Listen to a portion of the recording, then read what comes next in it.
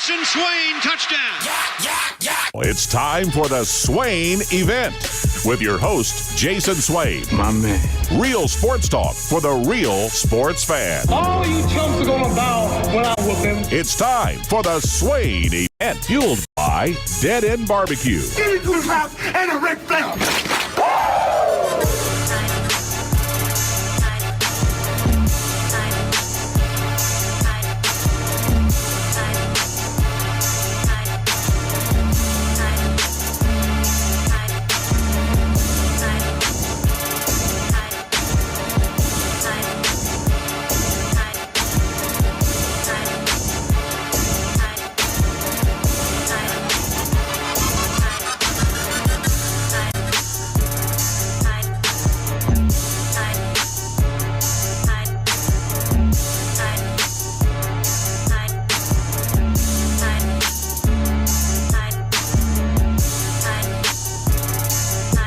Swain Event, SwainEvent.com, fueled by Dead End Barbecue, top 100 barbecue restaurant in America.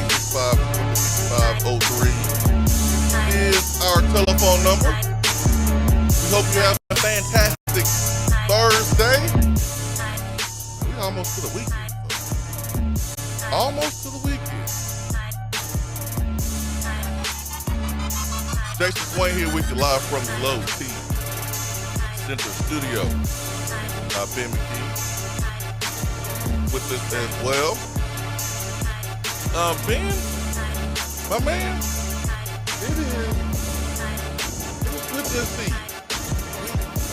You back this morning. What's up, man? What's up, brother? I hope you are well. Want to start this Thursday, May 16th edition of the show by wishing my little sister a happy birthday. So happy birthday to my little sister. She's getting too old, which means I'm getting too old, which is not a fun feeling. But good to see your pretty face this morning after not being able to see your pretty face on Tuesday. I know you missed my handsome face too. No diddy. Interesting. First, let me apologize for Tuesday. I'll be transparent. What happened? Even though I don't think anyone cares. It's whether or not you're doing the show or not. But the studio was built in 2018. And for the first time, the streaming computer just didn't want to cooperate. So there's other things you can do. There's other things that can go out, and you can still do the show. The streaming computer is not one of those things. That stream feeds the app. It's the way you're able to listen if you're not watching and listening on YouTube, Twitter, Facebook Live, and Twitch. So shout out to the wifey who picked up a new one in Atlanta and brought it on back and got it done. Got it programmed and got on the phone with my engineer. Handles our stream on the West Coast, and got it all handled with the new computer. So that's what happened on Tuesday, and maybe the next 6 years we'll be looking to do the same thing. But that's what happened, and feel like you deserve an explanation. Moving forward, Tennessee, Kentucky, battling for Chaz Lanier, a NBA prospect, a player that would make either Kentucky or Tennessee a really, really good basketball team if he joins. So we'll talk about that. First, Benjamin. Jason, are you sure that it wasn't Tim Corbin that cut the stream on Tuesday? So we couldn't talk about Tennessee baseball's third consecutive series win over Vanderbilt and winning 9 of 10 against the Commodores. Or are you sure it wasn't Tim Corbin or a media member that cut the stream so we couldn't talk about that on Tuesday? No. It wasn't. It wasn't. I'll be honest, man. You just read off what Tennessee has done versus Vanderbilt in the last couple of meetings and the streak that Tennessee has right now currently over Vanderbilt. But I was a little disappointed, man. I was a little disappointed. I wanted more. That doesn't mean I'm not grateful for the win. I've been in close games against teams you should have beat by a larger margin. Things happen. And guess what? I was disappointed then too that, we didn't play well, play better. And I looked at this weekend, I was expecting Tennessee to be more convincing and not have to come back, like come from behind every time. Like that was kind of my takeaway from the weekend. But I'm happy about the series win. I can't imagine being a Vanderbilt fan and bragging about winning the last game when your team barely stopped a 10-game winning streak. Like, I couldn't imagine being a Vanderbilt fan doing that. But, hey, I saw some that were doing that. But, Ben, I love the series win. I love beating Vanderbilt. But when you're the number one team in the country and you're trying to get here, I just thought we were going to be a little bit better. That's all. No, I think that's fair. I do think the best trait about this baseball team this year isn't even the offense. I think it's their grit and determination and their toughness. And so you see that they've won 8 straight SEC series, and this weekend it could be 9 straight, and they go 9-1 in SEC series. And it's a very talented and skilled baseball team, don't get me wrong, but I feel like their best trait is their ability to deal with adversity and their grit and their toughness. So I don't know that they're your typical number one team in the country, if that makes sense, because I think their grit and determination makes up for the areas of concern that you may have from time to time with this baseball team, or the question marks that pop up from time to time, if that makes sense. And Tony Vitello, I thought, said it perfectly after Friday night's win when he said that this group just has some guys with that dog in them. This group has some dog in them, and that's this team's best trait. As great as the offense is, they should not be doing what they are doing from a win-loss perspective, or have the number one ranking with the pitching setup that they have. It's really unheard of, quite frankly. And we've had conversations. I know you and I have at least had one. We've had many conversations on my baseball-specific podcast at GoVols 24/7 about how everybody is searching for pitching right now. So Tennessee is not, dealing with a situation that others are not. Like Arkansas, who was viewed as the best team in the country for a long portion of the season, they're changing up their pitching rotation going into the final weekend of the season. That they are searching for answers. Florida and LSU, Florida's on the verge of missing the NCAA tournament after playing for a national championship last year because of a lack of pitching. But the mentality of this baseball team makes up for it. So I get what you're saying, Swain. But I do feel like that although there was some to be desired left on the table there, I feel like at least in those first 2 games when they had to come back, you tip your hat at the grit and determination and their ability to battle through adversity in a rivalry series on the road and knock off one of the premier programs in the country and in the SEC, even though they are having a down year. And I'm with you, though, in terms of wanting more with the sweep. I think Tennessee is that much better than Vanderbilt this season, even with the maybe concerns at times with Tennessee. Like, Tennessee should have swept Vanderbilt, and they left some food on the table. There is no doubt about that. Now, I do think you have to tip your hat to J.D. Thompson and Devin Futrell, the 2 lefty pitchers for Vandy that pitched on Sunday. They pitched really well, even in the first 2 games. Carter Holton and Brock Cunningham, those 2 guys, they pitched well, and those guys have a potential to pitch professionally. They have not been the issue for Vanderbilt. They've battled inconsistency, or I should say consistency at times this season, but the offense has been their issue. I mean, it's just Like outside of Vastine, their shortstop, and R.J. Austin, their first baseman, maybe their catcher. I'm blanking on his Alan Espinal. Like they don't have anybody that scares you at all in their lineup. And even those three guys that I just mentioned, they don't have a ton of pop in their bat either. So I think you do have to tip your hat to Vandy's pitching at times. It was really good. And I'll say this and leave it at this. J.D. Thompson, who was the Vanderbilt pitcher, caught cheating a couple weeks ago for sticky substance. I do believe that he was using again on Sunday, and Tennessee should have had the umpire ask to check, and I'll leave it at that. Man, you can't just leave it at that. You can't say something like that and just leave it at that. I'm surprised. Well, I think that's pretty cut and dry. Like I believe that he was using some stuff,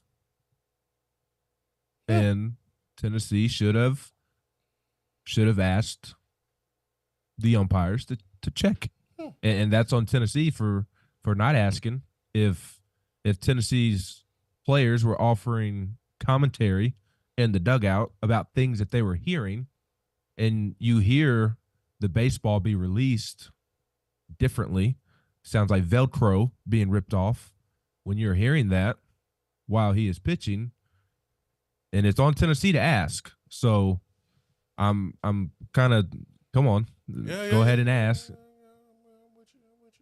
So, like, I mean, I think that's pretty cut and dry. Like, you should have asked the umpire to check on Sunday, but you didn't, and he still shoved it up your rear end. So that's kind of on you as well. Yeah, it ain't about sweeping. It's about, like, I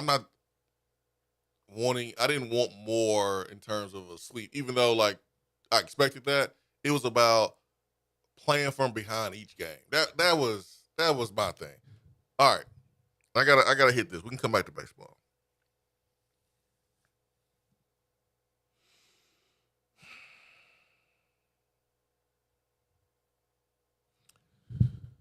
Rivals put out their transfer portal grade. Alabama's an A. Arkansas is a B+. Auburn is an A. Florida's a C+. Georgia B. Kentucky B. LSU B-. LSU ain't been able to find a defensive lineman. They got one yesterday. But they get a B-. Ole Miss, A-. How does Alabama have an A? Ole Miss has an A-. How does Auburn have an A? And Ole Miss has an A-. And Ole Miss has hit a grand slam in the transfer portal, bringing in 2 NFL players that could potentially be first or second round picks. Anyways, Mississippi State, B-.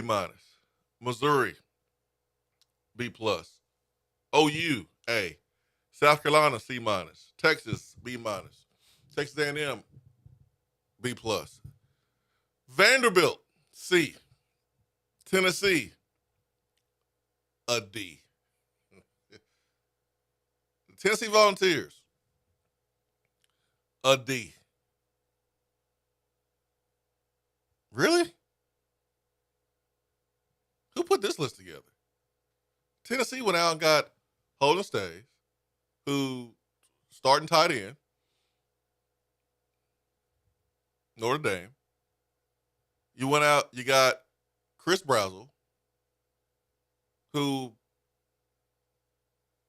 is a fringe starting wide receiver, who lit the world on fire as a freshman. You went out and got a pro prospect in the corner in McCoy from Oregon State. You got Lance Hurd, a former 5-star tackle, and if he wasn't playing behind 2 NFL prospects, he would be starting at LSU.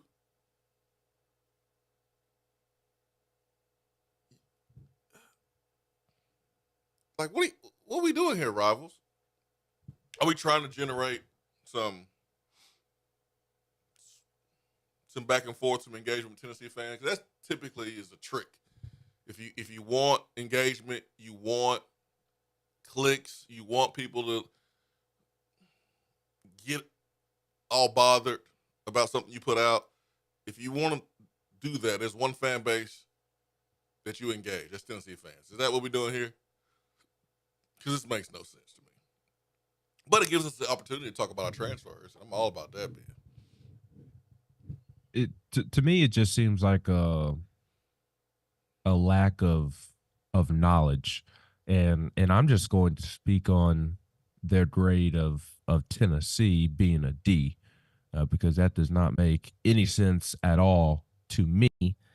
The other teams' grades that you mentioned, they do make me raise my eyebrow, but I'm not going to pretend to know the other teams' transfer portal classes and what they needed, like the back of my hand, like I do Tennessee's. But with Tennessee's, looking at its portal class, I don't know how you could look at Tennessee's needs going into the offseason, look at who they added, and think that is D worthy, which to me is a failing grade. I don't know how you could look at Tennessee's transfer portal class with all its needs and think that Tennessee failed in the portal this offseason. And really, and I'm truly not saying this because Tennessee does what I'm about to say, both on the football field, on the baseball diamond, on the basketball court. We've had many conversations about it. I think really all three of Tennessee's major male sports right now, Tony Vitello, Josh Heupel, Rick Barnes, I think all three do an excellent job of not taking a player out of the portal just to take a player out of the portal. And there are a lot of schools that do that. They take just to take. They take a body just to fill a spot at a position of need. Or they take, I think, I hate to throw Tyler Barron under the bus, but Ole Miss, they take Tyler Barron because Tyler Barron has appeal to it because of what he was as a high school recruit, what he was able to do at Tennessee before he elected to leave, when in reality, is Tyler the best fit culturally for a one-year rental? No, he's not, quite frankly.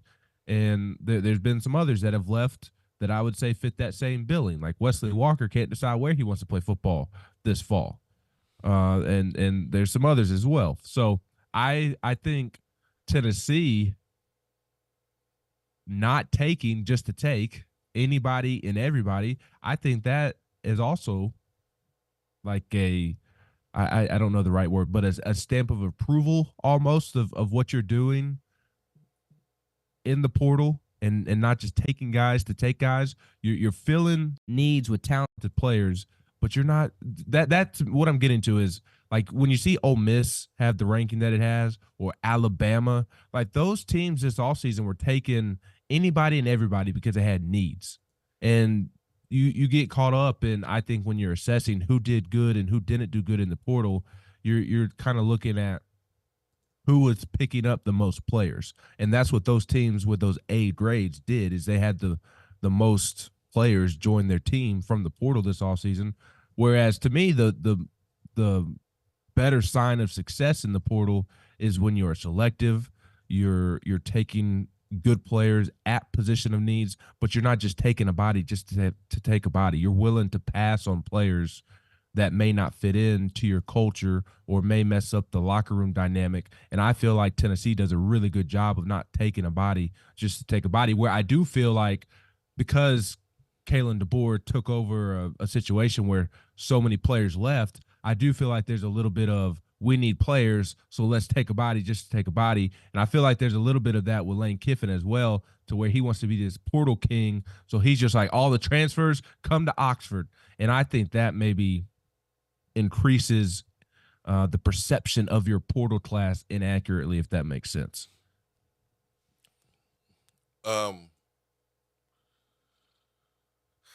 Let me go to the phones.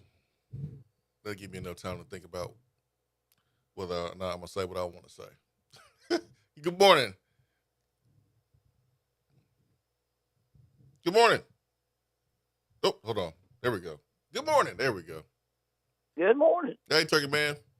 That's three times I said good morning. Yeah. I'm on. What's up, man? Well, I was going to probably add on to what you was saying, because I kind of agree with what you're talking about of baseball. I've been kind of disappointed since the midweek loss of the offensive output from baseball, and especially in as a whole. We've left so many innings with players, ducks on the pond, I like to say. And I've seen us struggle as a team in key momentum changing spots. And I don't know, it's been more relevant since the midweek loss for me up to now. And I wondered what Ben would like to input on that, because pitching and good pitching, but offense, we've been able to put the bats on the ball. In fact, I think number 25, our first baseman, has shown he's become a more complete hitter as a season, not just a home run king, which he's score at any time, but he's a hitter this year, and I've seen him offensively and defensively really mature as a player this year, and I'll hear Ben's input on that. All right, Turkey Man. Thanks for the phone call, buddy.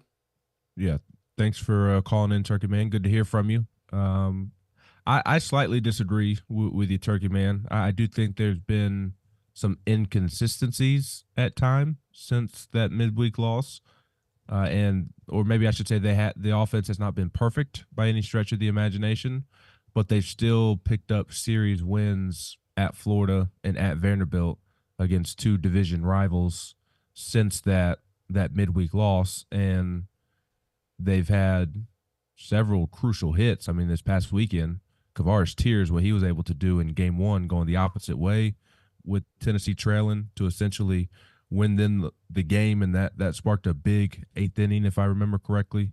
And then Christian Moore hitting a 102-mile-per-hour fastball in on the hand the opposite way and keeping it fair is ridiculous. And Tennessee was trailing at the time, if I remember correctly, as well there, and that sparked Tennessee's win on Saturday. So the offense has not been scoring double-digit runs per game of late, but it's still been pretty good. And like, there is a huge question mark with the DH spot. We can maybe talk about that later in the show, but I do think that's a little bit of an overreaction. I feel like they have not maybe been great or elite since that midweek loss, but they've still been pretty darn good. And at the end of the day, they picked up back-to-back road series wins against rivals, and the key word being road. It's not easy to win on the road in the SEC, and they've been able to do that back-to-back weekends against rivals.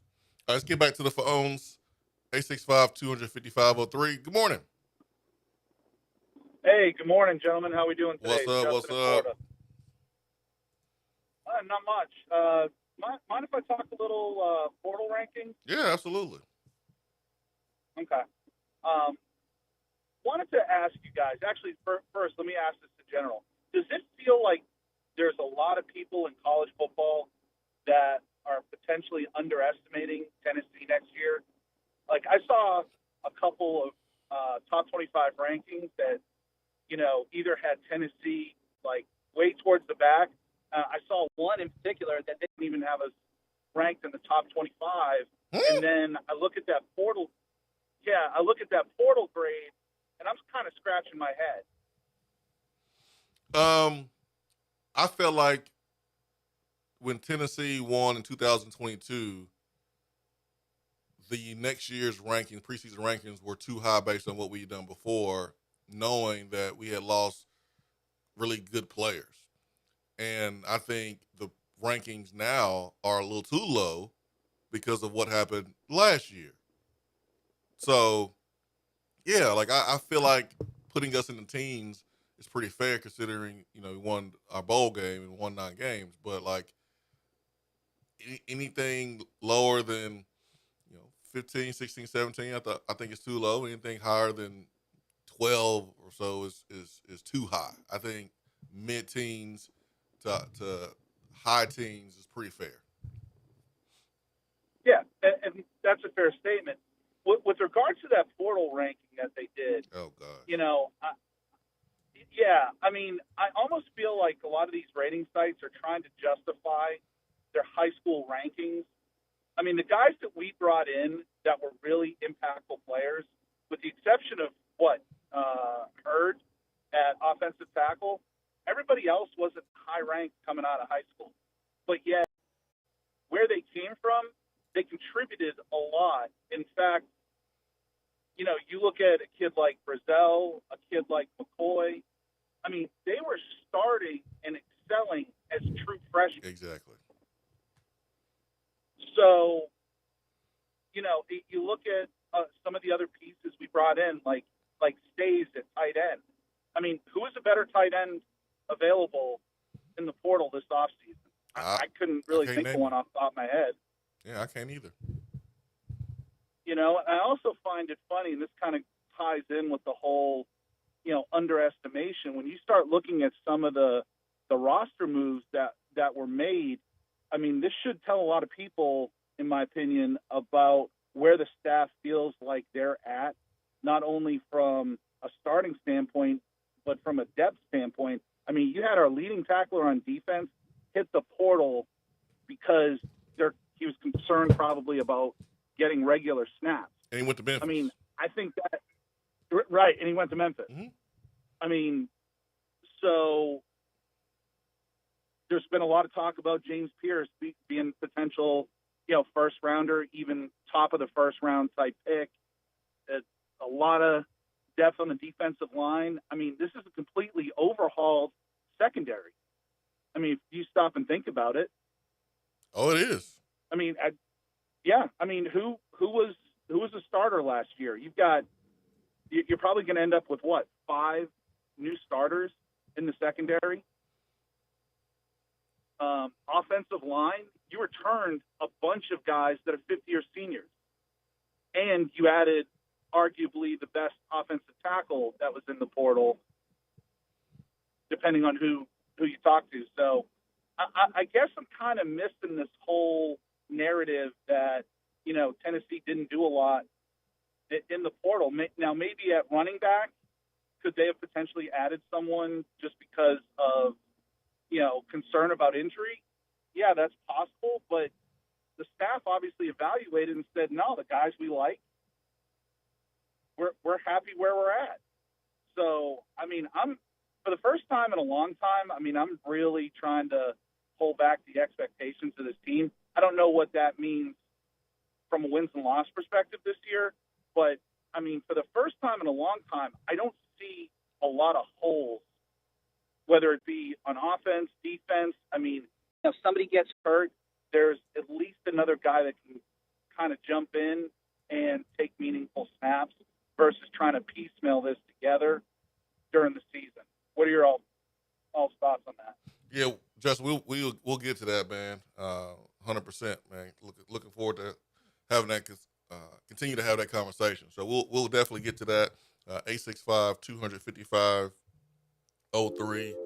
is our telephone number.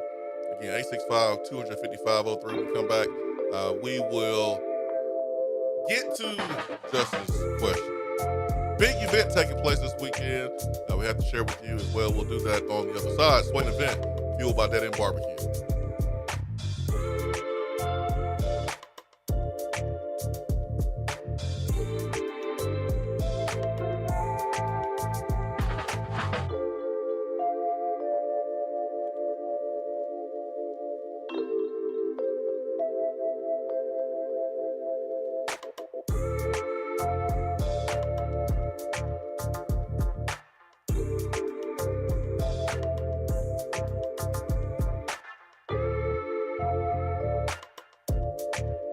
You're listening to the Swain Event. You don't say. Fueled by Dead End Barbecue. Fellas, there's a lot of people talking about testosterone, but do your homework and go to a provider that you can trust. I recommend Low T Center. It's where I get my levels checked. At Low T Center, they make it quick and easy. You walk in, take a simple blood test, and you'll get your results back in about 25 minutes. If you've been feeling tired, grumpy, have noticed weight gain, loss of muscle mass, you may have low T levels. Go to lowtcenter.com to book your appointment online. That's lowtcenter.com. Low T Center, reinventing men's healthcare. When you are craving some quality barbecue, there's only one place to go. Dead End Barbecue. Dead End Barbecue has been featured on ESPN's Taste of the Town, the first barbecue restaurant on the SEC Network, CBS Sports, Headline News Tailgate Show, Amazon Prime's The Restaurant Comeback, Food Paradise, and named one of the top 100 barbecue restaurants in America. The search is over. Dead End Barbecue is located on 3621 Sutherland Avenue right here in Knoxville. You can even have it delivered right to your door through Chow Now. Visit their website at deadendbbq.com. Dead End Barbecue. The search is over. Hey, Vol Nation. This is Charlie Pratt, financial representative with Modern Woodman and MWA Financial Services. Modern Woodman has been touching lives and securing futures for 140 years. Being born and raised here in East Tennessee, I'm honored to help East Tennesseans in all phases of life with retirement planning, investments, and life insurance. A big win on Saturday starts with preparation early in the week. A secure financial future starts with planning today. Contact my office today at 865-919-6468 to review your financial plan and make sure you are on track for success. As always, go Vols. Registered representative and investment advisor, representative offering securities and advisory services through NWA Financial Services, Inc., a wholly owned subsidiary of Modern Woodman of America, member of FINCRA, SIPC.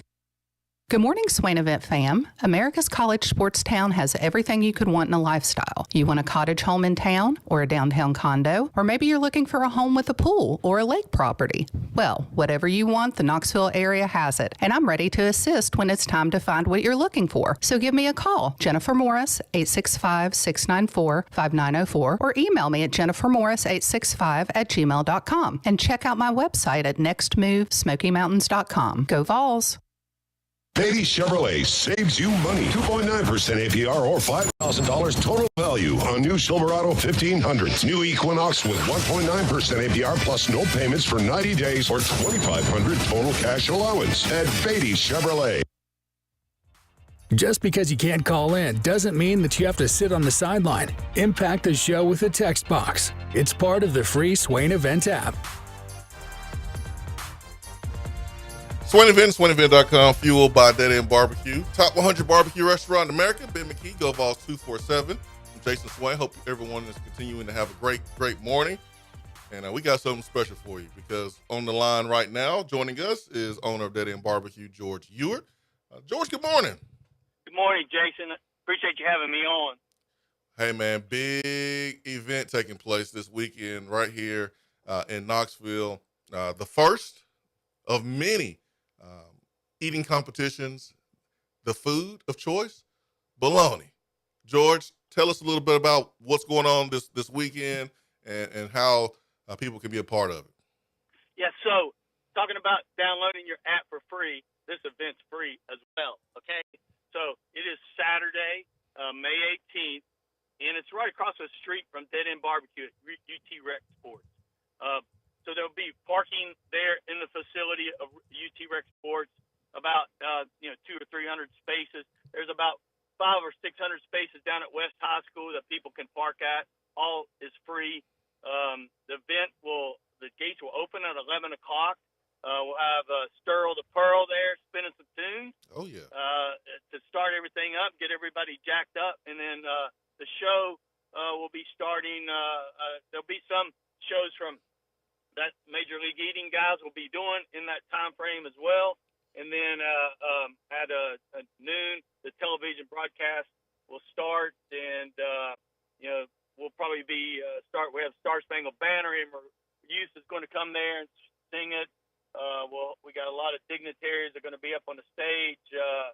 It's going to be a great event. And then you got Joey Chestnut, you got Jeffrey Esper, the best two eaters in the world, the top two. We got 5 of the top 9 eaters in the world. We got 13 total, and one of those is Mary Jacobs. So it's going to be an unbelievable event. Yeah, that's what I was getting ready to say, George. You got Mary Jacobs that's going to compete up against Joey Chestnut and some of the other best eaters in the world. I don't know how bad he's going to get beat. I know he's going to get beat, but I want to see how bad it's going to be because he's going up against one of the best athletes ever in Joey Chestnut. If you're looking at eating competition as a sport, which hey, I do.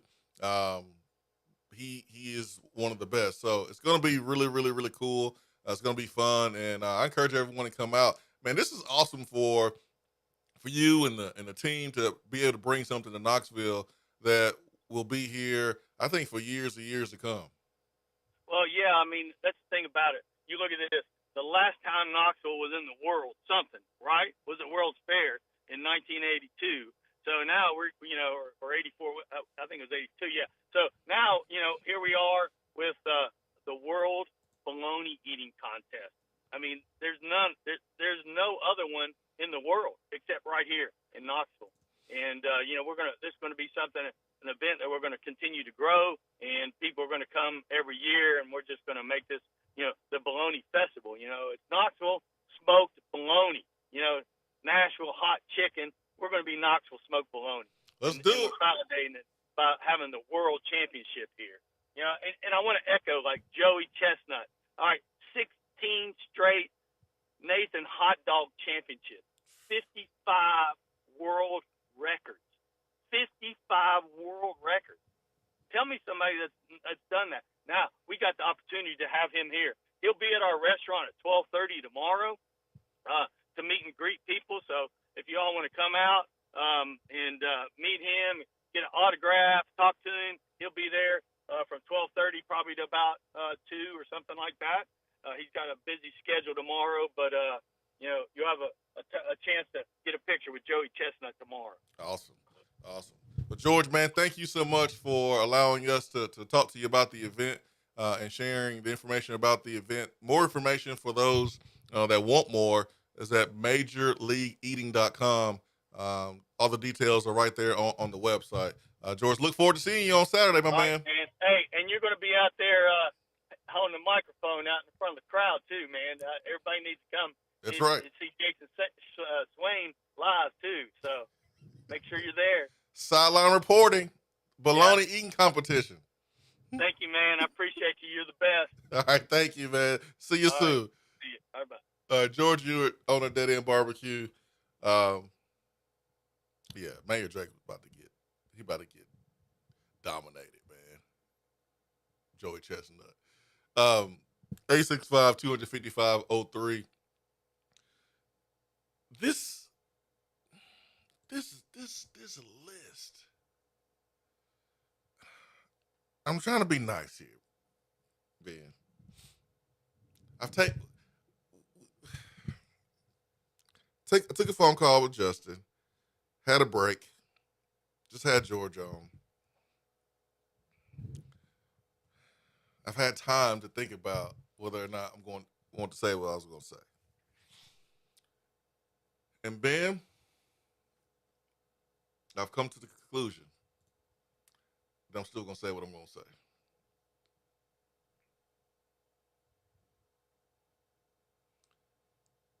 This list is so bad. There's no way you can be doing your homework. There's no way you can be covering Tennessee, knowing what's going on with Tennessee football, and put this out. There's no way. You have to be asleep at the wheel to look at the entire conference and say, Tennessee, that's the worst team in the portal. That's the worst team. Like, you have to be asleep at the wheel. Now, I know the major players that cover this team in this market. I know the major players. I know the folks that are at practice every day. I know the folks that got connections that cover this team. I don't really know anybody from Rivals. I don't. And I'm sure nice dudes. And if you cover this team the rivals here, Tennessee, and you didn't put this list out, you have anything to do with this list, I feel bad for you. Because I understand how sometimes you have national guys that put lists out not knowing what's going on the ground level. 247, you guys have people that put lists out, and it's not you, it's not Patrick Brown, it's not Wes Rucker. On 3 has Jesse Simonton that put lists out, but Jesse Simonton doesn't live here in Knoxville. He's not on the ground like Austin Price and Hubs and those guys over there. And Jesse used to work this beat. He used to live here. So for the guys who are on the ground working for rivals here, and you had nothing to do with this list, this ain't towards you. But whoever put this list together, man, they didn't make it easy for you. Because all rivals did was just prove that they don't know what's going on in Tennessee. A D? Like, I get a C, even though I would disagree. But a D? The worst in the SEC? And you gave Ole Miss an A-. Ole Miss knocked it out of the park in the portal. Now, we don't know if it's going to work out, but as far as accumulating talent, bringing in straight talent from the portal, Ole Miss did a great job.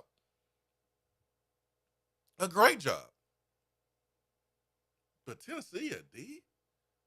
When you're going to have a starting corner, a guy that will play pro ball in McCoy, Brazel, who lit the world on fire as a freshman, Holden Stays, who would have been a starter at Notre Dame this year, Lance Hurd, a former 5-star, that's going to be a starter for Tennessee this year. Like, you filled holes. You look at what Tennessee needed and what they filled those holes with. They didn't just go get bodies. They got good players. Even if it's not a fit from a personality standpoint. And you made a reference to Tyler Barron. And we know the issues there when he was on the squad. But, I don't expect rivals to know that. I don't expect 247 or On 3 or these folks to know the personalities of these players after 2-3 years of school. But if you just look at production and skill, Tennessee filled holes with good players at multiple positions, Ben. That's just crazy to me. It is, but I think, again, as I was saying earlier, and I don't feel like I necessarily explained my point as well as I should have to make it clear, but I just think people are so obsessed with mass and quantity when it comes to the transfer portal rather than quality. Is that what it's about here? I think so, because I'll use our site as an example in our transfer rankings. We have Tennessee's transfer class as the 32nd best class in the country, behind schools such as SMU, Indiana, Purdue, Arizona State, and you cannot tell me that Tennessee's transfer class is worse than SMU's or Indiana's or Purdue's or Arizona State's. And I don't even have to know what those schools brought in. I just know that a school like Tennessee, especially as healthy as it is right now under Josh Heupel, is bringing in better players than Arizona State, Purdue, Indiana, SMU. But here's the difference. Tennessee brought in 8 transfers. SMU brought in 19. Indiana brought in 29. Purdue brought in 18. Arizona State brought in 29. And here's some more schools in front of Tennessee. Auburn brought in 14, 15 for Wisconsin. Arkansas, 22. I mean, I'm looking at the 31 schools that we have ranked at 24/7 in front of Tennessee in our transfer rankings. There's only one school ranked ahead of Tennessee that brought in single-digit transfers, and that's Ohio State. and they are ranked 10th with 6 commits. And one of those guys is Caleb Downs, the stud from Alabama, practically Eric Berry 2.0. Watch it now. But look, Eric Berry's my favorite player of all time. So, but like you look at Ole Miss, ranked number 1, and I agree with you on the talent thing with Ole Miss. Don't get me mistaken, but they still brought in 20 guys. Oregon, number 2, 14. Alabama, number 3, 15. Texas A&M is number 4, 27 transfers brought in.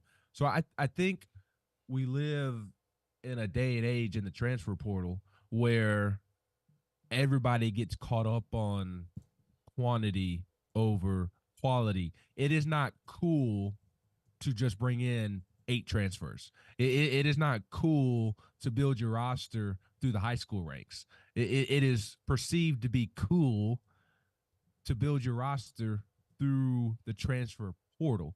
So I think that's the root of why people are overlooking Tennessee's transfer class and why they are now with rivals and that silly ranking, that's just not at all paying attention. That is just not taking your job seriously enough. And like I know the young men who cover Tennessee for the rival site, and they do an excellent job. They put in a lot of hard work. They show up to anything and everything. They are always there. They did not. There's no way that they had any say in this ranking, as you were saying. I guarantee you, as a national guy for rivals, but like that's just not doing your homework. So I'm not even necessarily talking about that ranking because that ranking, quite frankly, does not deserve to be talked about. I'm just talking about overall, to Justin's point about Tennessee's transfer class. And I know Justin was also talking about the team overall, but just sticking with the transfer class being overlooked, I think it's because they didn't bring in a lot of guys, and that's not the sexy thing to do in the portal nowadays. That's rare that you don't bring in double-digit players in today's transfer portal. Something ain't adding up here, Ben. 2014, Tennessee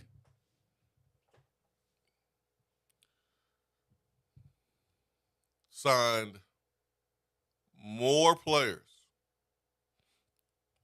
than anyone in the country.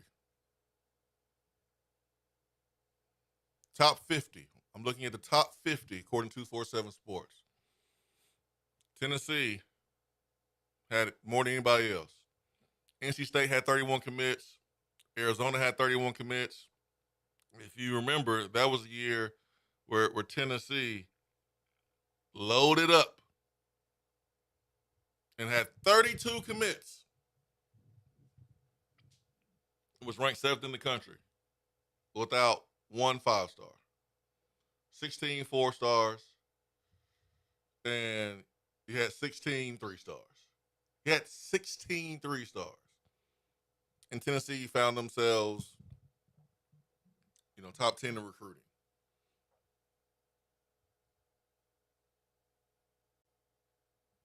It ain't adding up for me.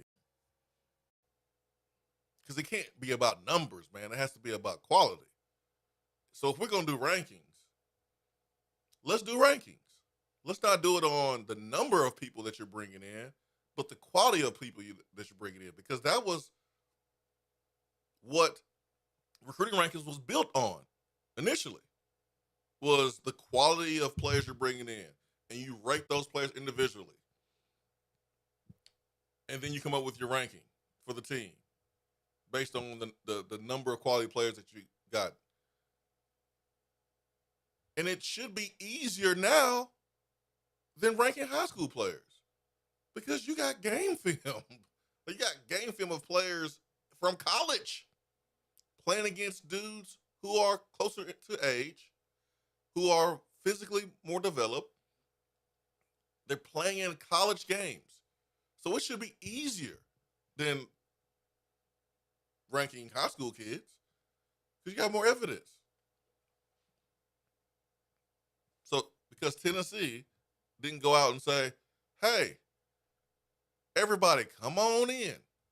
Come on in. We got this NIL money, and everybody's gonna get a piece. What Tennessee said was, yeah, we got NIL money. We got a lot of NIL money. But instead of giving you a little bit to a lot of players, we're going to identify the players that are really a priority, and we're going to take care of them. And we're going to bring in these 8 transfers. And we're going to say, Lance Hurd, you're a former 5-star. We have a needed tackle. We going big on Lance Hurd. We beefed up the defensive line, adding another piece to a starter. Jackson Moy will be the starter at Stanford. So you bring him in. You add him to what people are saying will be the best defensive line in the SEC. You added him to that. I mean, a D? I don't get it, man. I don't get it. But I agree with everything you just said. And, now it is these guys, it's their job to go out there, make plays. I think the players who are entering the secondary as transfers, they are under the most pressure because we basically shooed away our secondary to bring these guys in. So the Jalen McMurrays, the Gerard McCoys, the Jacoby Thomases, like these guys, they're under the most pressure. They got to perform. Especially Jacoby Thomas. Yeah. Safety, all eyes are on safety right now. Yeah. Because I know corner has something to prove. I'm not saying that they don't, but I think that wouldn't you say that you feel good about where Tennessee is at with its starters with Ricky Gibson and Jeremiah McCoy entering fall practice? Yeah, I mean, I can't sit here and say I know that Ricky Gibson is going to be a solid starter for us and will have a Cam Sutton type of effect as a young player. I don't know that. I like what I've seen so far. There's a certain level of confidence. Yeah, I like what I've seen so far. Can he be consistent?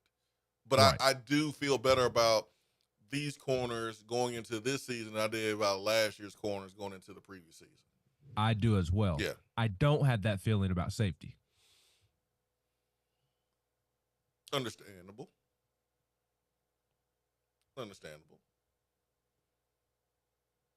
But you brought in multiple guys to compete with some of the guys that you currently have, and you're going to let the cream rise to the top and kind of see who takes the job. I mean, that's what you're going to do. And hopefully it's not a situation where it's like, all right, man, he's the best worst guy. The group is not good, but he's the best one out of a bad group. You don't want that. You want 2 or 3 high-flying guys that are all playing well, and it's a tough decision for Tim Banks to identify 2 out of 3 or 4 that's been playing at a very, very hot level consistently during fall camp. That's the ideal situation. That's what you want. But only time will tell. 865-250-503, the Beatty Chevrolet, BeattyChevrolet.com text box. Double J says, I'd rather eat one good ribeye than all the bologna. They'll eat the competition. That's how I feel about the portal. GBO. I get what you're trying to say. Instead of taking 20 dudes from the portal, go out and give me 8 to 10 dudes who are really, really, really good. Nelson from Jackson, can you explain your safety concerns, man? Who do you have confidence in at that position right now, Nelson? Yeah, I'm surprised Nelson asked that question. I feel like that's pretty self-explanatory. I want to know, Nelson's thoughts on safety. Do you feel confident about safety, Nelson, or do you have any concerns, Nelson? I would love to know Nelson's take on the safety position.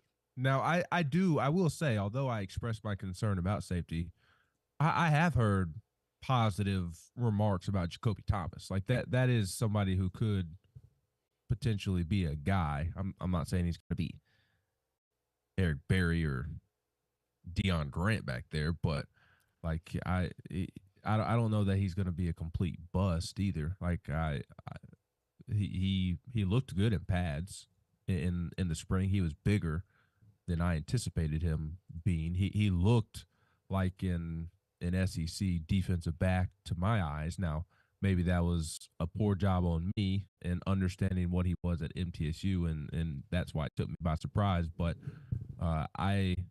I've heard positive things, generally speaking, about Jacoby Thomas, and I think that he could be a guy back there at safety for Tennessee and be somebody of strong quality. But out even if he clicks, like who else do you trust back there right now? I mean, the William Brooks story is a terrific one. But at the end of the day, he began his career as a walk-on, and he's in the mix to receive serious playing time in the secondary. And he's kind of a versatile guy that can play multiple spots, but I mean that to me speaks to your situation back there right now. Yeah, the reason why you may not trust safety is because you just haven't seen anything yet from some of your new starters. I mean, that's what it comes down to. Like Jacoby Thomas was good where he came from, but will it translate? Have we heard enough about his play translating SEC? Like we've heard a lot about Jermon McCoy. Like he out there locking down our current receivers. Like he tough to go up against, and this is what I had gathered from talking to some of the receivers early on the squad. Like I asked him who's one of the toughest guys to go up against, and McCoy was mentioned. And so, we hear that about him. So there's not the same concern level as you have with some of the guys who play safety, who are transferred in. So fall camp, when you catch wind of who winning in 7-on-7, who's playing well, who's running with the ones, you're probably going to get a better feel for the safety position. But I just think right now there's not enough evidence to feel confident about the safeties. I think athletically they're better than what we have had over the last couple of years, but it's about being at the right place at the right time. It's about being the quarterback in the back end, the general in the back end, and that's something that Jalen McCullough did very, very well. And each year you try to take his position, and you couldn't, because at the end of the day, he was consistent. You knew that he knew where to be, and he was a coach on the football field. Now, didn't possess the athleticism that you would probably want, but that's why he was playing. And so the hope is that you've upgraded that athleticism and you can have the same level of leadership in the back end and attention to detail and guys carrying out the responsibilities and being at the right place at the right time like McCullough was. So it's just early, Ben. It's just early right now. I think the talent is there. Just got to have the production and practice. And we want I mean, I'll be honest. I'm not afraid to say it. Like I do wonder if the talent is there, to be quite frank. I don't think that there's obvious talent at the safety position like there is at the corner position right now. And maybe they proved me wrong, and maybe there's more talent there than I realize. I feel like the young talent at corner is significantly better than the young talent at safety. I think that is a potential weakness that hopefully they can get sorted out by the time the season rolls around. You know, Boo Carter plays safety, don't you? Yes, but he also was playing more of that star position during the spring. So if they slot him until they slot him as a safety and safety only, then if I would not have said what I just said had Boo Carter been playing safety only. I was waiting for you because, like, where's Jordan Thomas going to play? Is he going to play the star? Then, if that's the case, then you're going to see Boo Carter playing some safety. Like, it's going to be hard to keep Boo Carter off the field if he continues to have. I view him as a star right now. Okay, all right. Yeah, I would not have said what I said about. I know. That's why I said what I said. What about Boo Carter? What about Boo? The Boo out there balling. Oh man.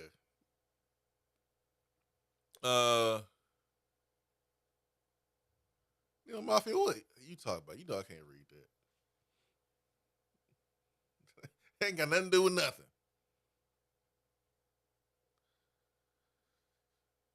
Rodney Cummins says you can look at the transfer portal rankings as Tennessee had less needs than most of our opponents. I mean,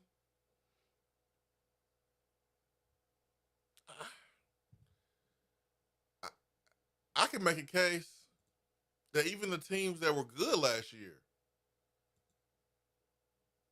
had big needs because you still have to fill a void left by a player that graduated or a player that left to go to the NFL. Like, you still got to replace that player. So are you replacing him with a player that's already on your roster that's unproven, or you're replacing that player with a player that was a starter on a different team and you can just plug and play? I think that's a great point. To me, again, as I think I've mentioned 2 or 3 times now, the thing that Josh Heupel does best in the portal. Yes, he's brought in talent. Yes, he's brought in quality at positions of needs.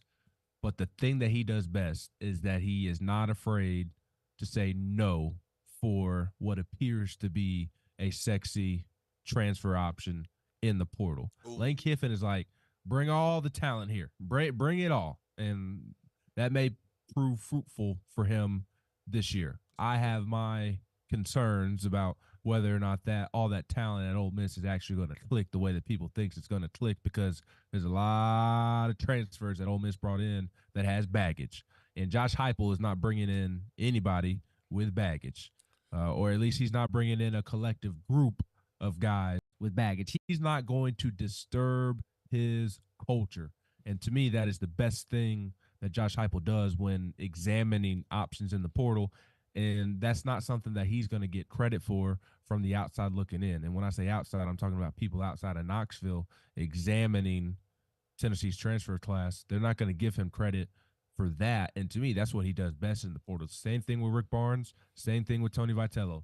They know what fits their program, and they're only going to add somebody that fits what their program is about. Because the moment you start going away from that is when your locker room gets messed up, and it doesn't matter how talented they are, you're not going to win with them. Everyone can relate to this unless you don't have a job. And you could be self-employed. You could just be in between jobs. But everyone that has a job, you can relate to this.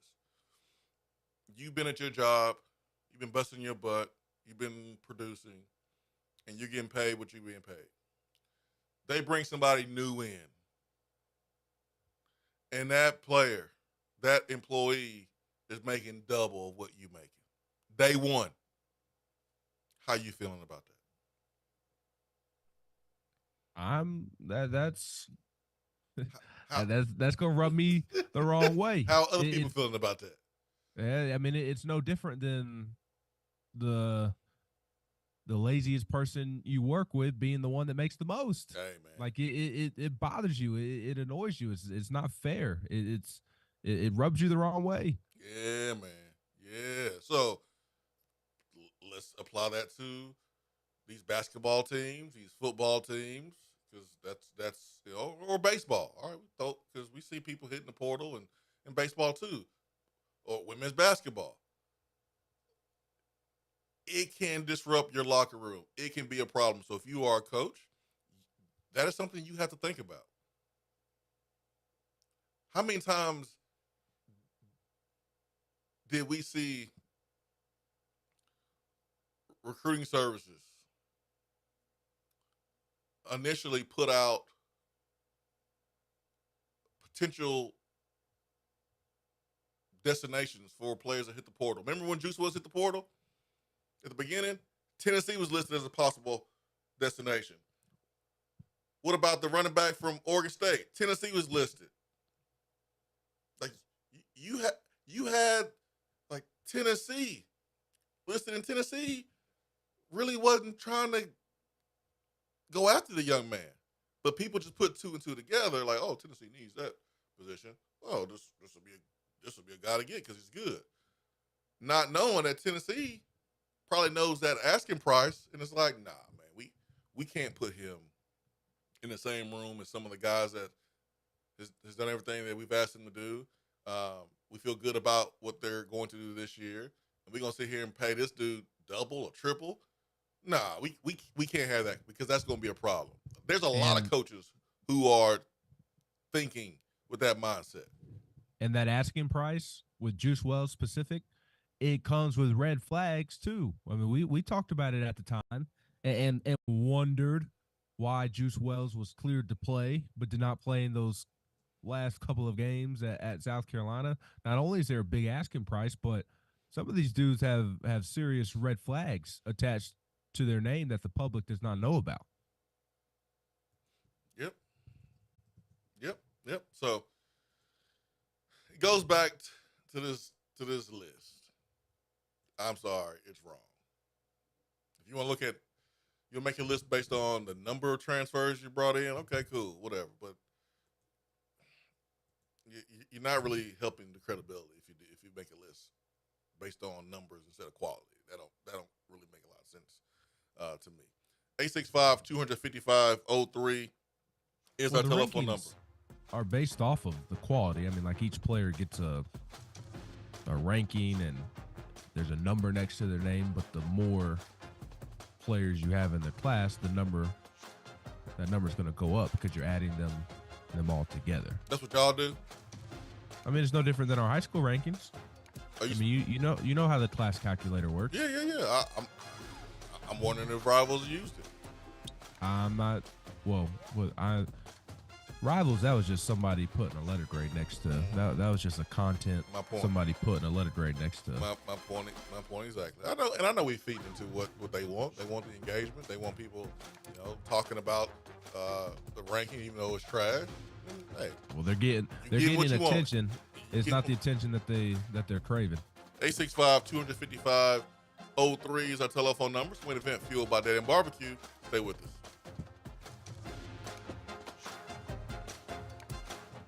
What's up, Swain Event family? It's great to be on board. This is Taylor Hawkins with Modern Woodman Fraternal Financial, and I have one question for you. When was the last time you have slowed down and evaluated your financial situation? Just like the Vols, a great game plan leads to victory. Let us help you achieve your financial goals with a custom-made game plan. No matter what stage of life you're in, protecting your family and hard-earned money is important. So let one of our local and trusted financial professionals secure your future by visiting one of our 10 branch offices across Tennessee, or give us a call locally at 865-312-5638. And remember, go Vols. Registered representative and investment advisor, representative offering securities and advisory services through NWA Financial Services, Inc., a wholly owned subsidiary of Modern Woodmen of America, member of FINCRA, SIPC. Here in Knoxville, we love it when a squirrel's in the checkerboards. But when there's a squirrel in our attic, that's all sides. When that happens, call Alpha Wildlife. They're Knoxville's veteran-owned and operated wildlife removal company. When unwanted critters put their feet up on your coffee table, call 865-224-6555. Let the Tennessee fans at Alpha Wildlife evict those unwanted tenants and set your home up with a winning defense to keep that wildlife where it belongs. That's Alpha Wildlife at 865-224-6555. They have locations in Nashville, Memphis, Chattanooga, and in parts of South Carolina. Check them out online at alphawildlife.com. When you are craving some quality barbecue, there's only one place to go. Dead End Barbecue. Dead End Barbecue has been featured on ESPN's Taste of the Town, the first barbecue restaurant on the SEC Network, CBS Sports, Headline News Tailgate Show, Amazon Prime's The Restaurant Comeback, Food Paradise, and named one of the top 100 barbecue restaurants in America. The search is over. Dead End Barbecue is located on 3621 Sutherland Avenue right here in Knoxville. You can even have it delivered right to your door through Chow Now. Visit their website at deadendbbq.com. Dead End Barbecue. The search is over. Good morning, Swain Event fam. America's College Sports Town has everything you could want in a lifestyle. You want a cottage home in town or a downtown condo, or maybe you're looking for a home with a pool or a lake property. Well, whatever you want, the Knoxville area has it, and I'm ready to assist when it's time to find what you're looking for. So give me a call, Jennifer Morris, 865-694-5904, or email me at jennifermorris865@gmail.com, and check out my website at nextmovesmokymountains.com. Go Vols! The conversation doesn't stop when the show is over. Follow the Swain Event on Twitter and like the show on Facebook. 865-255-03. Appreciate Turkey Man and Justin for hitting us up this morning. I always love to take your phone calls. Swain Event fueled by Dead End Barbecue. This weekend, got the smoked bologna eating competition going on right there on Sutherland Avenue. A lot going on this weekend. Tennessee baseball versus South Carolina is the last SEC series. How we feeling about this game, this series? Carolina, they've won national championship in the last, 10 years? They've had their ups and downs. A little over 10. I want to say they won back-to-back in 08, 09, maybe 07, 08, something like that. So almost 15 years ago. Okay. Within the last 15 years. Their coach is on the hot seat, as he always is. Oh, gosh, no. That means they're going to win a World Series. That's what happens in the SEC. Coaches on the hot seat and they go win the World Series. I'd be surprised if South Carolina won the World Series. Ole Miss did it. They were trying. Ole Miss did do it. They did. And I was surprised when Ole Miss did it. Mm-hmm. Just like I'll be surprised if South Carolina does it. They're struggling to find pitching right now. The guy that they have pitching tonight, their game one starter, Ty Good, a transfer from the College of Charleston. Ty Good is good. He's been really good for them this season. But they have TBA listed as their starters for games 2 and 3.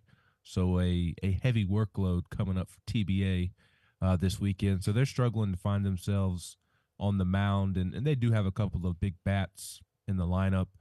Ethan Petrie leads the team in home runs and walks. He's hitting .307 with 19 homers. Their catcher, Cole Messina, he was the SEC Player of the Week 2 weeks ago. He's hitting .298, has 15 homers. Those are the two main guys you have to worry about, Cole Messina and Ethan Petrie. And they have some other guys in their lineup. Parker Nolan is a familiar name to Tennessee fans. He's a Knoxville native who transferred from Vanderbilt. Gavin Casas is another Vanderbilt transfer.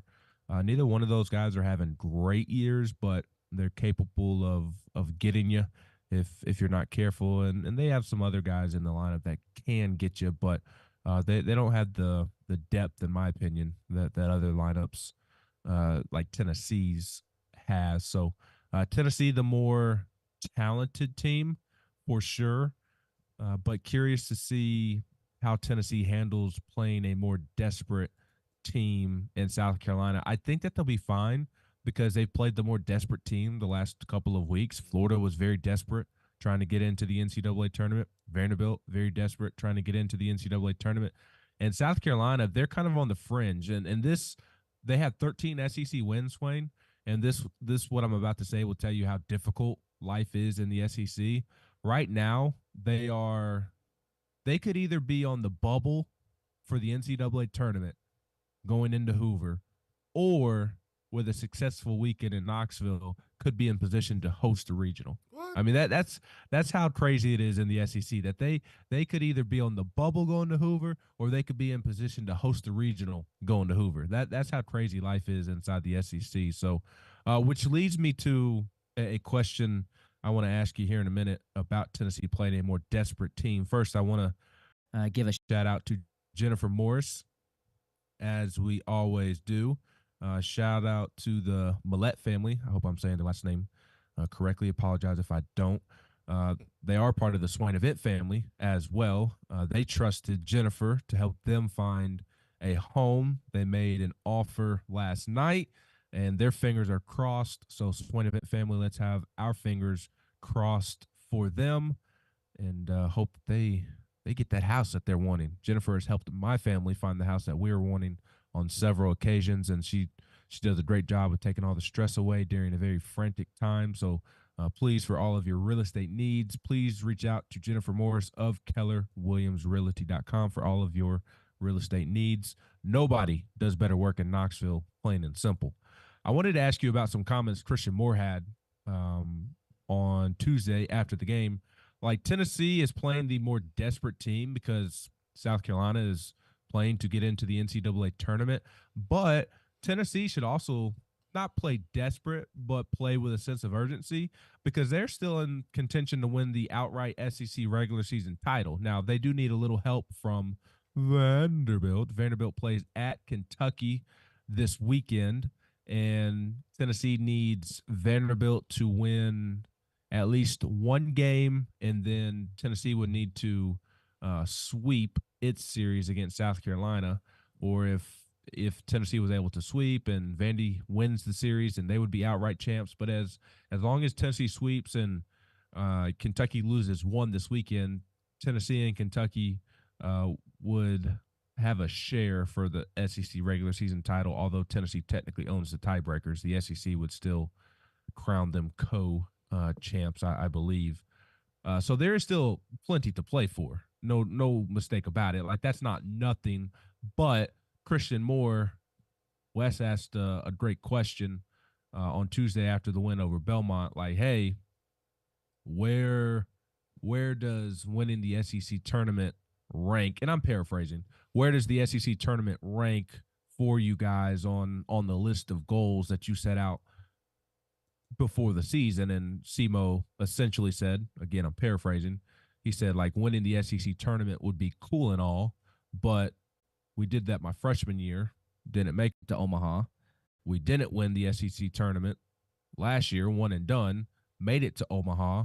Like, we want to win a national championship this year. So if we win the SEC tournament, cool. If we don't, whatever. What are your thoughts on that? And mostly, like, I didn't have a problem with what he was saying. I guess the reason I'm asking your thoughts on that, because my concern from the outside looking in would be like, okay, knowing that they're not desperate to win the SEC tournament, that would make me a little worried about how they handle the next couple of games and how that affects their play. Because, yeah, like, whether or not you win the SEC tournament or not, it has no bearing on what you do in the NCAA tournament.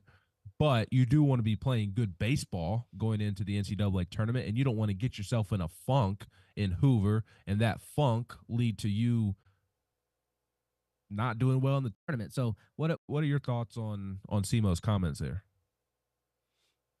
I'm not going to sit here and say I have a problem with the comments. I understand the ultimate goal. The ultimate goal is to win a national championship. But I think at this time of the year, regardless of what sport you're playing, the most important thing is how you are playing. Doesn't matter if it's football, doesn't matter if it's basketball, whatever, baseball. At this point of the season, where the postseason is around the corner, it's about how you're playing. You mentioned playing good baseball. That's really more important than anything else. Like, if you're playing good baseball, everything will take care of itself. You're going to win the SEC tournament probably, or have a chance to win it. If you're playing good baseball, you're going to go to the World Series and have a chance to win it. And so I understand what he's saying. Like, you're sitting here and you're getting a question about the SEC tournament. Okay, yeah, we did that. We came up short. If we win it, cool, but our ultimate goal is to win a national championship. I understand that.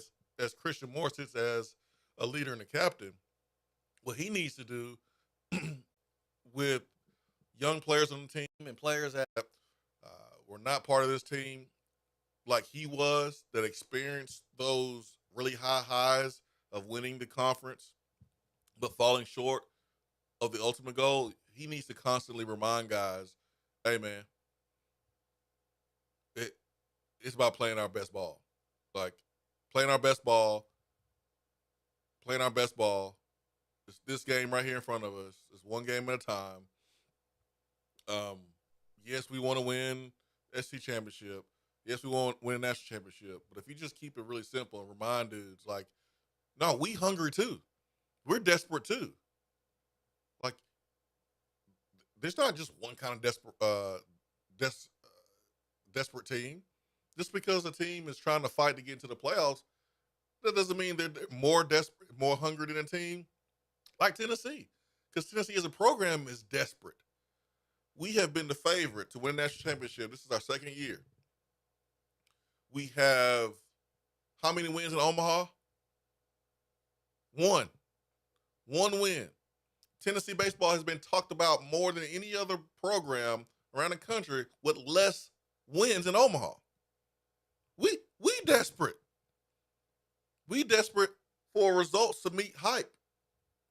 That's what we desperate about. We're desperate to justify the stadium renovations that we currently have and more that we're looking to have. Like, we're desperate. You're just desperate for different reasons. But we desperate too. We hungry too. We got Vanderbilt over here. We smacking them every series. We've almost beaten them 10 games in a row. We're smacking them. They still have 2 national championships. We don't have one. We're desperate to say we here. Like, we're desperate to do more than what Arkansas has been able to do over the last couple of years. They've been number 1 in the country. They've been awesome. They ain't won a championship. We're desperate to do that. So, yeah, you desperate as well. One last question for you before you get to the text box, because I know you want to get to the text box before we get out of here. And I will add that I did follow up with Christian and be like, hey, how do you make sure that you guys are ready to play against these teams like South Carolina that are fighting to get into the NCAA tournament? And his consistent theme, and Simo, my goodness, has he matured so much from his freshman year. Like, his freshman year, the coaches were like really having to work with him about controlling his emotions after poor results in the batter's box. And now this is a guy that, I mean, could care less about tying the single season home run record or setting the career home run record, hitting 51 homers. The home run that he hit at Vanderbilt over the weekend that I mentioned earlier, which is one of the most impressive home runs that I've ever seen hit. Like, he was just like very ho-hum.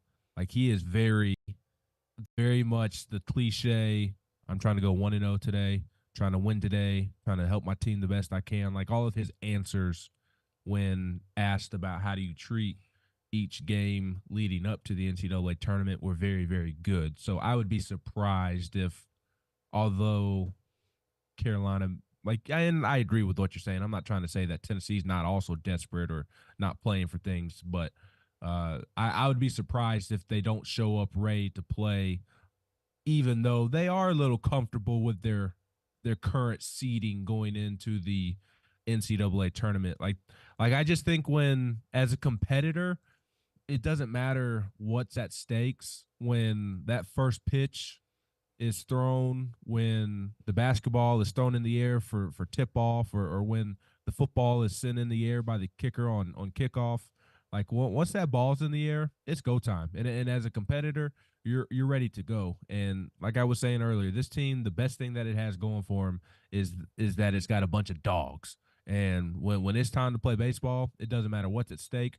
They're ready to play. They're ready to compete. So I don't think that you're going to have to worry prior to the NCAA tournament, whether it's this weekend or in Hoover, them just kind of playing complacent. I think Christian Moore and Blake Burke and others have done a great job of leading and making sure that nobody is complacent in how they are playing, although Tennessee is a little bit comfortable right now. My one last little quick question that I wanted to ask you, feeding off of Simo, as a Tennessee fan, are you okay, from a fan perspective, are you okay with Christian saying, so what if we win the SEC championship, cool. If we don't, cool. Like, what about the fan aspect of are you cool with them wanting to win the national championship over the SEC championship? I'm cool with that.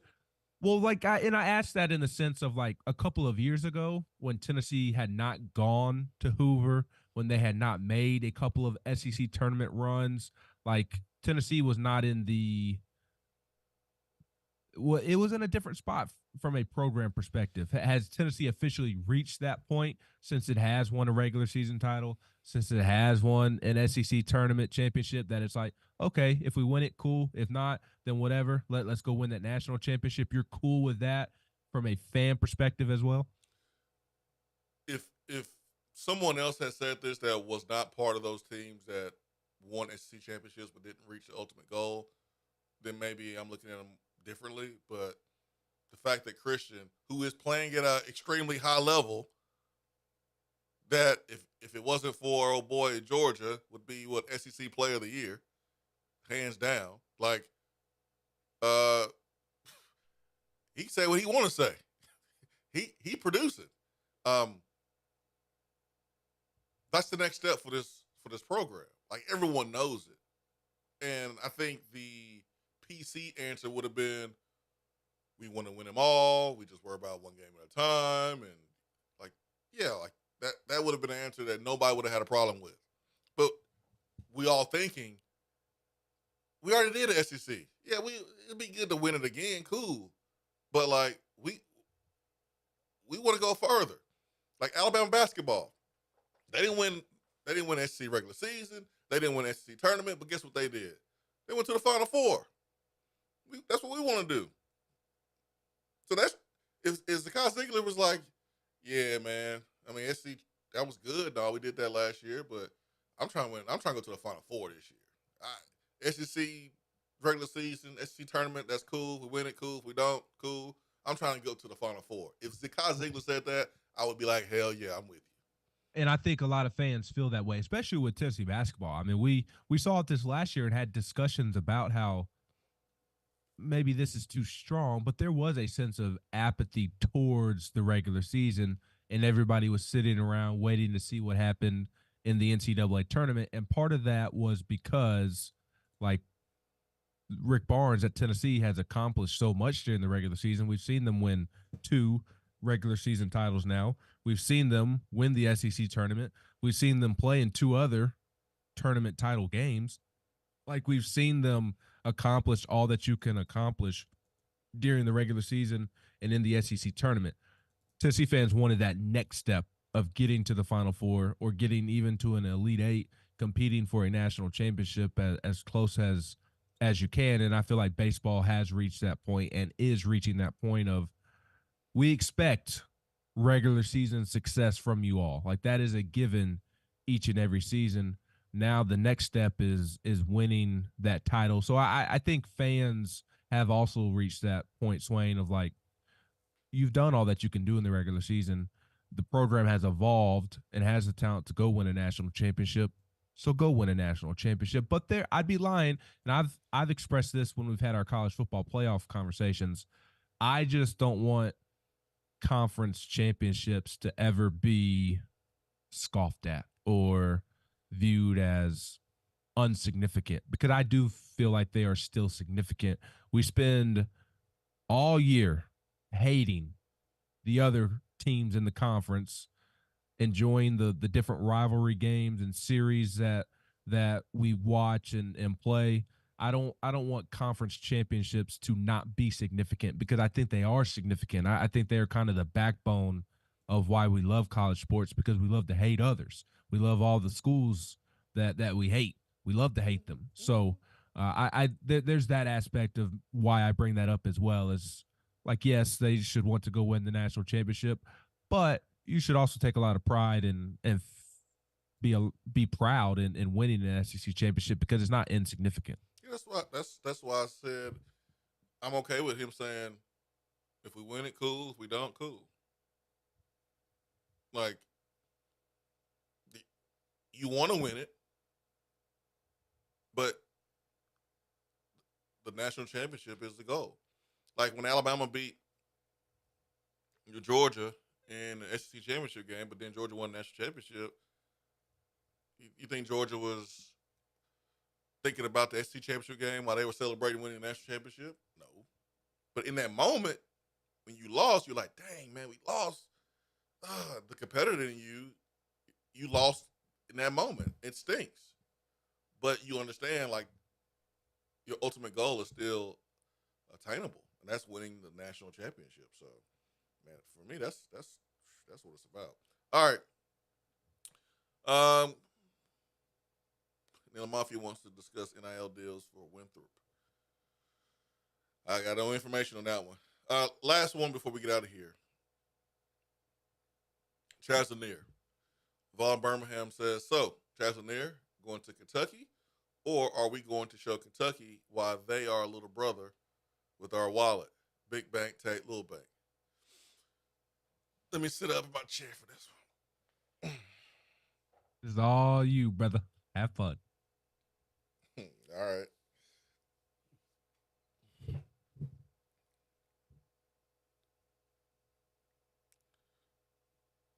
Tennessee has money. Tennessee's not the only team that has money, only program that has money. When you think about Tennessee, when you say the word Tennessee, football comes to mind first, historically. When you say Kentucky, basketball comes to mind first. Over the last 10, 15 years, we've seen Kentucky football elevate. But they've never been number one. In the same time, we've seen Tennessee basketball elevate. But they still have never been number one on campus. And Rick Barnes knows that, understands that. He was at Texas. It is what it is. I think if you're a basketball coach, like you like that in a way, because like, hey man, like you still get that support if you win. You don't have to be in a blue blood to win. I think Vaughn Birmingham,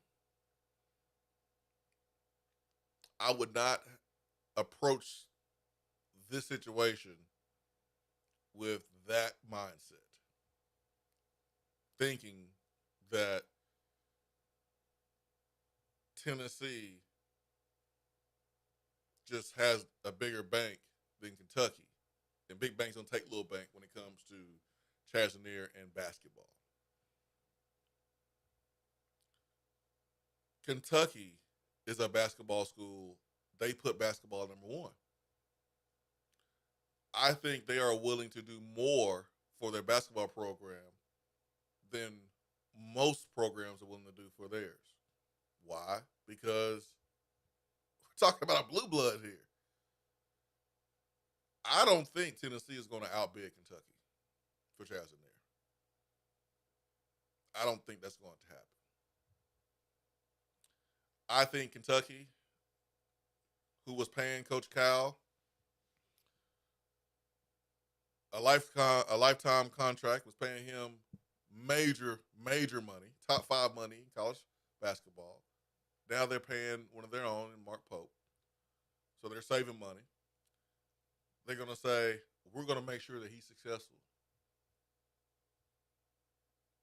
We're going to make sure he's successful. We're going to be aggressive in the portal. We're not going to let Coach Cal leave to go to Arkansas and we just going to fall off. We're not letting that happen. We're going to support our guy and we're going to get him some players. There's money in Kentucky. There's a lot of money in Kentucky. It just wasn't going all to Stoops like he wanted. But how do you think Coach Cal was getting all those players to Kentucky for all these years? It wasn't because they got nice colors.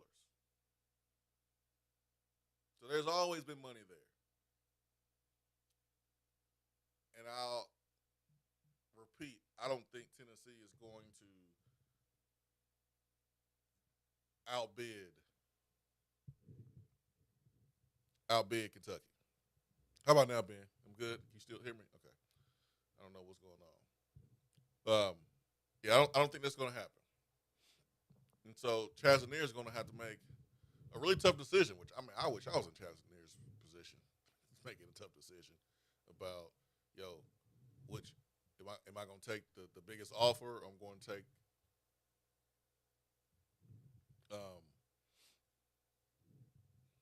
the place where it's going to help me prepare for the NBA the most. So I know, Ben, you try to just pass it to me, but nah, man, let me get your take on this. I mean, I don't have anything to add. I mean, you said it perfectly. I just, and I've said from the jump since Kentucky entered the picture that they are very ambitious on the NIL front right now. They are hungry to do better than the last couple of years under Cal, and they are rejuvenated. That's the word. They are rejuvenated.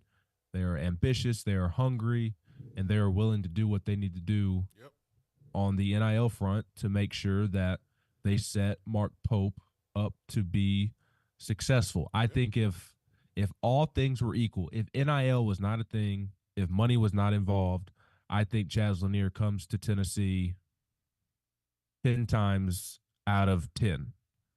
But because all things are not equal, and because Kentucky is a blue blood basketball program, Tennessee is not a blue blood basketball program.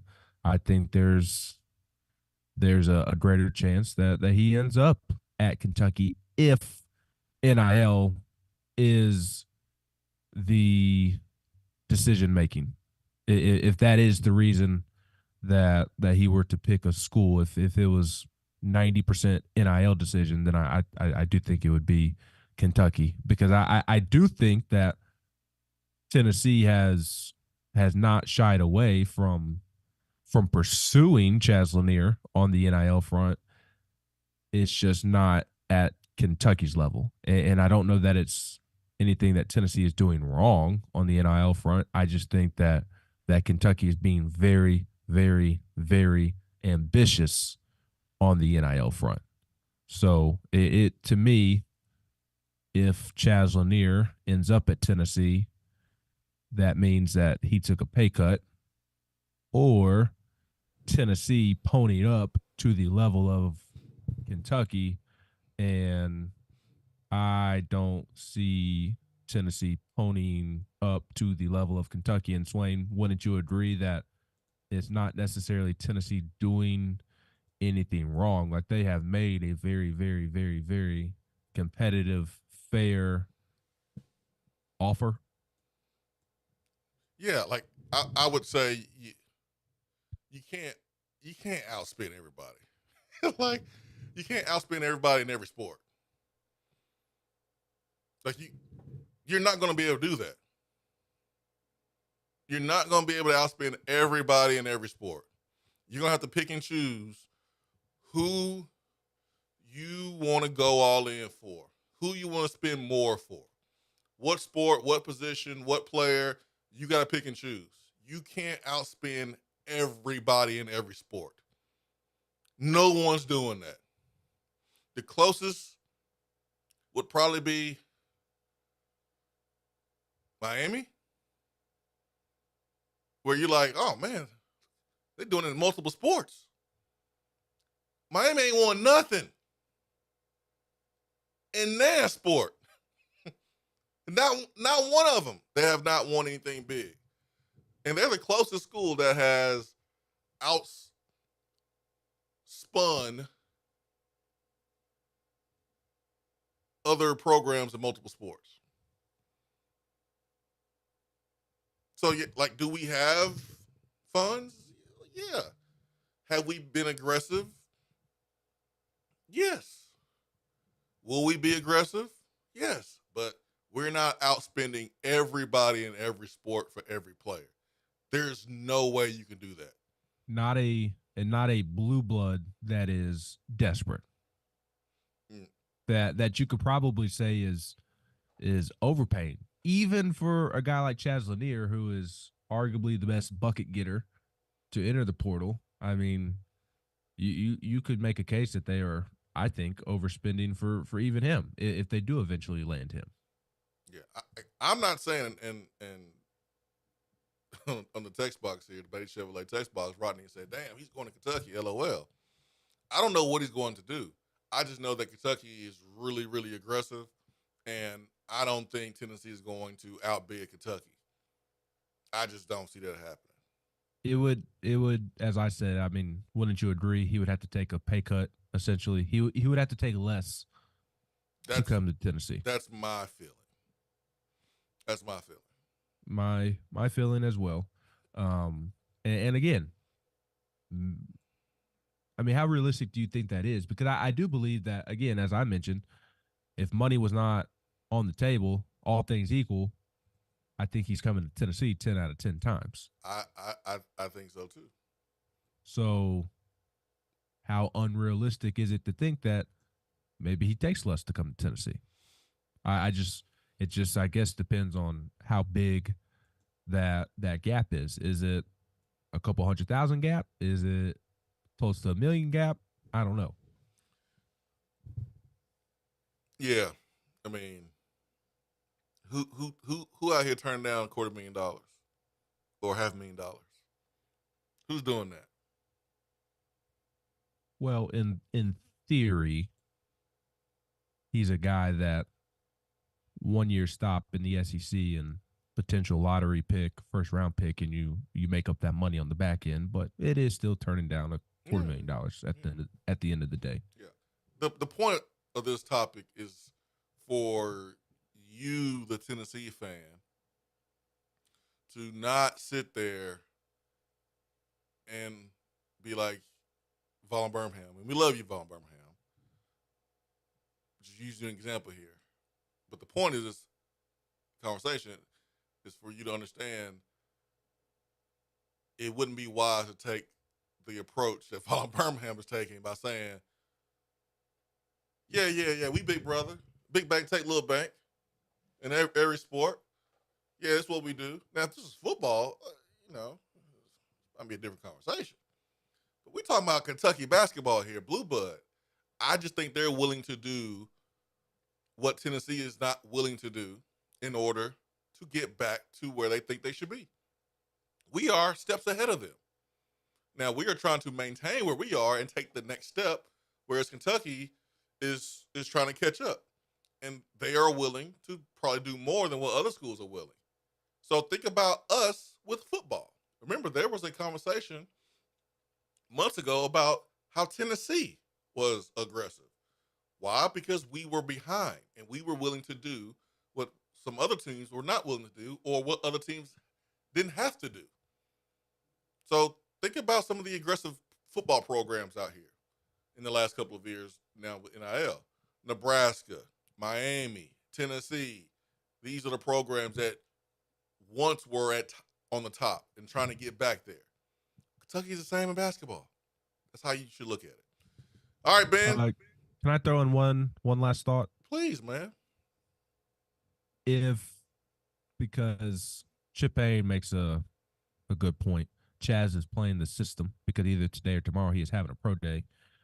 Look, he's not staying in the draft. I'll tell you that right now. I would be stunned if he stayed in the draft. I've said that from the jump that he's looking for a first-round grade. He's not expected to get a first-round grade. Apparently, the feedback from the NBA has been that he's probably not even a second-round pick right now. I mean, he didn't get a combine invite. But LeBron is. Oh, well, that's a whole different show topic. And Bronny seems like a good kid. He really is. Unfair. And I think LeBron is an awesome dad. So I kind of hate the hate that they are getting as a family, but it is what it is in a different show topic. But sorry. Chaz Lanier, I'd be stunned if he stays in the draft. So I don't know that the pro day matters, Chip Payne, but I think you make a great point and brings me to my last point of playing the system. If this was all planned by Chaz's agent, like to have this play out in May, then that guy deserves agent of the year at the college level or deserves a pretty nice raise because teams like it'd be a blow to Tennessee. Don't make a mistake about it. Like he's kind of they wanted one last bucket getter and thought that he was like the last piece to the puzzle. Like the puzzle is set and he's the last piece. And now Kentucky's going to come in and steal him at the last second, it may appear. from an NIL perspective too. So like I the draft, like you can keep your name in it and make a decision later, so that maybe helps. But like Chaz Lanier, this recruiting process, I say that with air quotes, this recruiting process is playing out after the portal has mostly shaken out and played out. Like all the top portal players, most of them have committed to this school and that school. Guys can't enter the portal anymore. So teams are left with like needs, but really no players to turn to.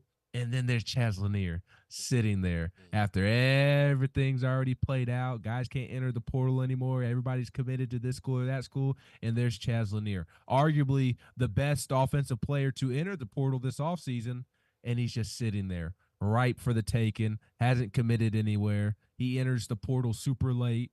I mean, there were rumors about him entering the portal within days of the portal opening, and he didn't do it for weeks. And entered the portal after most of the guys in the portal committed to a school. If this was on purpose, kudos to the agent and everybody involved in that decision, because the price went up for Chaz Lanier with how they, if to Chip's point, Chaz is playing the system, kudos to he and his people, because the price went up significantly with them playing it the way that they played it, if it was done on purpose, to where he is kind of the one big fish left, and there's these teams sitting here with needs, and they're all trying to get Chaz Lanier in their boat. That's the job of agent, to manipulate and to put together the best narrative for their client, so their client can be the most profitable and happiest. That's what it is. So Tennessee still can get Chaz Lanier. Kentucky can still get Chaz Lanier. We'll find out what's important to Chaz.